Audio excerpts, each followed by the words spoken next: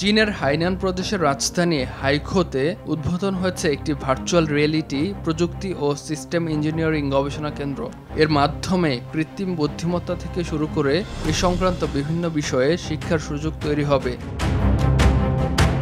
এই কেন্দ্রটিতে রয়েছে একটি ভার্চুয়াল রিয়েলিটি শিক্ষাদান ও গবেষণা অফিস এবং একটি real scene digital twin command centre. Hainan institute of science এবং বেইহাং বিশ্ববিদ্যালয়ের state key laboratory of virtual reality technology and systems যৌথভাবে এই কেন্দ্রটি নির্মাণ করেছে।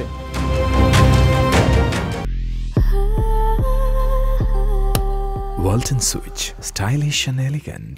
চীন কৃত্রিম বুদ্ধিমত্তা প্রযুক্তিকে প্রতিভা বিকাশ এবং শিল্প উন্নয়নে একীভূত করার লক্ষ্যে এমন উদ্যোগ গ্রহণ করেছে।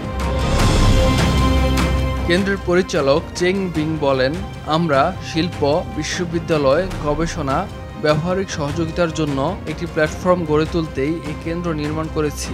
বৈজ্ঞানিক গবেষণা বৃদ্ধি এবং হাইনান ফ্রি ট্রেড পোর্টের জন্য বুদ্ধিবৃত্তিক সমর্থন এবং প্রযুক্তিগত সহায়তা করবে এই গবেষণা কেন্দ্র।